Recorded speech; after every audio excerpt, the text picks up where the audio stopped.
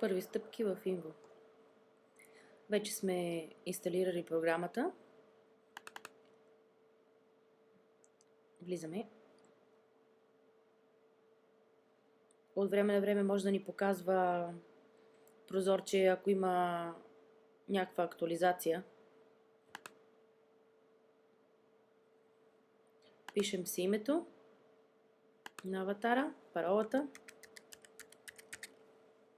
Ако желаем да ни се запомни паролата и ако желаем да стартира програмата при включване на компютъра.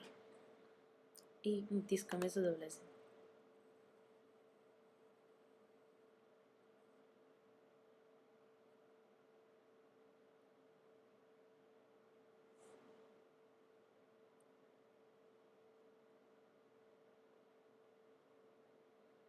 Това е, което ще виждаме всеки път, когато влизаме в Invo.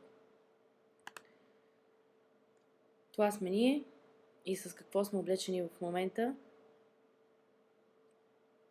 Името ни, нашата снимка,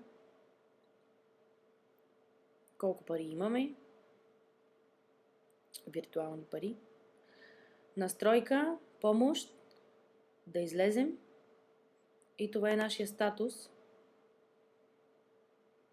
Дали сме на линия, дали сме само за приятели, само за над 18 години.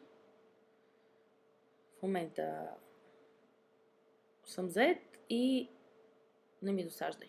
Мек.